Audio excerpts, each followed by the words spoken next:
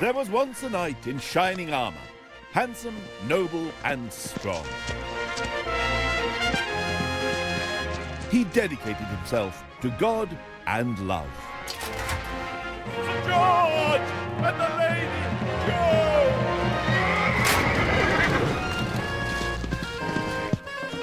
Wherever he went, he brought justice and mercy.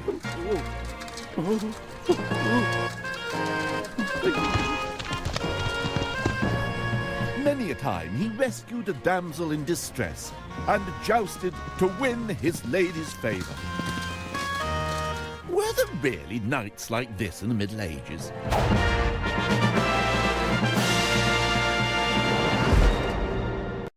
Our story of the knight begins in 1066, when William the Bastard conquered England.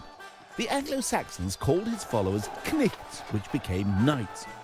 William, who now understandably changed his name to William the Conqueror, rewarded his knights with land and property. But they didn't pay rent. Instead, they had to provide military service for the king. The whole system was designed as a war machine, and the sort of knight who did well in it was not the quiet, retiring type. The ability to beat another man to a bloody pulp or cut him to pieces was not merely a requirement of knighthood, it was one of its ideals. Richard the Lionheart, for example, was celebrated amongst the knightly classes for his habit of chopping his victims' skulls down to the teeth. But to everyone who wasn't a knight, this was a bit of a problem. How could you control these men? How could you channel their testosterone culture into something that was less destructive of society? The idea society came up with was to try and invent a code of behaviour by which the knightly class must learn to govern themselves. Well, it certainly seemed like a good idea.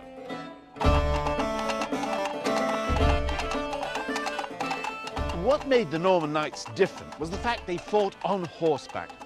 And since the French for horse was cheval, a mounted warrior was known as a chevalier. And so the code of conduct for knights, indeed their whole culture, became known as chivalry. But what exactly was chivalry? Well, it depended who you were. The knights themselves had no doubt what chivalry meant to them. It meant learning how to kill people, making money, and getting famous. Now, at last, he was equipped to earn a bit of ready cash, and he didn't even need to go to war. There was plenty to be made on the tournament circuit. In the early days, a tournament was a miniature war played for sport. The tournament field stretched over miles and could include villages and towns. It was a bit like the Isle of Man Grand Prix, only with knights chasing each other on horseback and hacking at everyone with swords. It was terribly popular. The money-making came when you captured another knight and held him for ransom. When he was buried at Temple Church in London in 1219, the Archbishop of Canterbury called William Marshal the best knight in the world. Fame, wealth, and God's approval. It's what chivalry was all about, if you were a knight.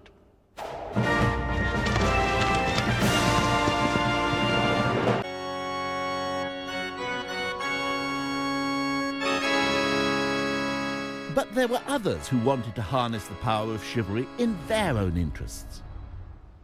The church, which was itself often the victim of the knights' violence, had the bright idea of diverting their energies. In 1095, Pope Urban II reversed centuries of Christian doctrine by announcing that it was now fine for violent young men to butcher people, so long as the victims weren't Christian. From all over Europe, knights flocked to the cause. At the capture of Jerusalem in 1099, they boasted of wading in infidel blood up to their knees. Hitherto, knights would have had to do penance for killing, but now the killing was the penance.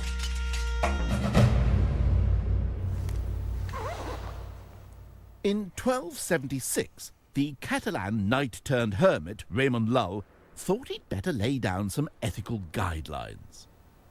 Lull said that the proper chivalric knight's first duty was to defend the Christian faith, then his lord, and then women, widows, and orphans. For Lull, even the knight's equipment was full of religious significance. The mail coat protected him like a castle against vice. The helmet was a symbol of the knight's fear of shame. The sword reminded him of Christ on the cross. The shield signified how he should defend his lord, and the spear stood for truth and strength.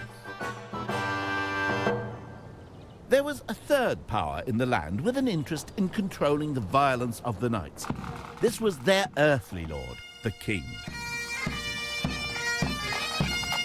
To keep knights on side, the king was happy to offer glamour, pageantry, and all the fun of dressing up. What's more, in royal employment, knights could become part of the fantasy world they enjoyed in their stories.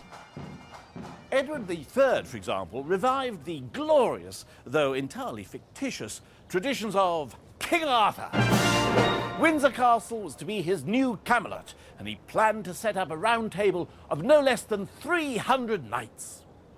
He must have realised he was heading for a catering disaster with 300 knights round one table. But why did medieval knights feel they needed to stick swans and trees on their helmets? Why, indeed, have banners? The thing is, nowadays we recognise famous people by their faces because we've seen photos of them countless times in the newspapers.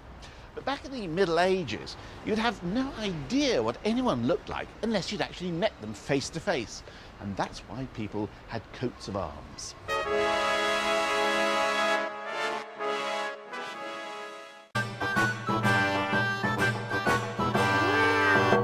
So if I charged into battle with a cat on my head, you'd know who it was.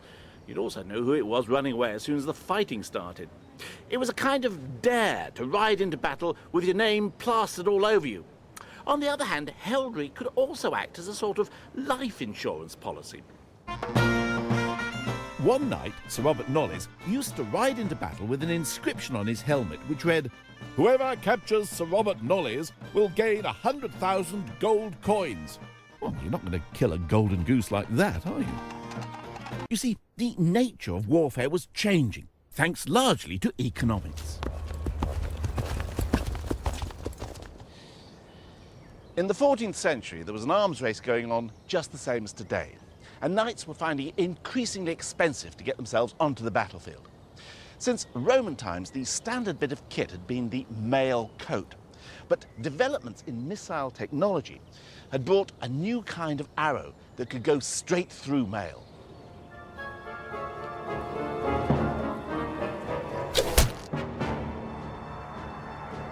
And a new kind of crossbow was developed with even greater penetrating power.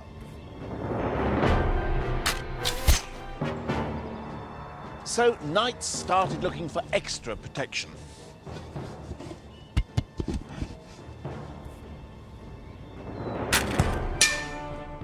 But of course, weapons evolved to be more effective against plate armour.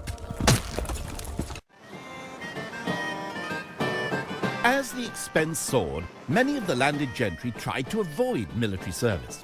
So when Edward landed in France at the beginning of what was to be the 100 Years' War, the bulk of his army were paid soldiery, mostly from the lower ranks of society. This army also contained another element that was enough to make any noble knight soil his saddle blanket. For all his chivalrous talk, Edward was preparing a distinctly down-to-earth surprise for the French. He had thousands and thousands of well-trained peasant archers, all armed with longbows. Never mind the chivalry, kill the horses. At the Battle of Crécy in 1346, thousands of French noblemen charged in full pageantry. But the English were playing by a different rule book. In 5 minutes of battle, the English loosed more than 300,000 arrows. The flower of French chivalry was cut down by archers on threepence a day. In all, the French lost over 5,000 men to a few hundred English. In 1360, both sides had had enough. A peace treaty was signed, and that was when the world changed. Edward said, "Right, come on, my lot, home. Stop fighting. Come on, home, everybody." Nobody took any notice. They were having far too good a time. You see, a lot of Edward's army didn't have any homes to go to. They may have been fighting in France for 20 years. They may have captured a castle, and there they were, living like lords. Why should they go home? Of fantasy never really did exist. All that rescuing damsels and helping the weak was just wishful thinking. Even in the Middle Ages, chivalry could mean what you wanted it to mean.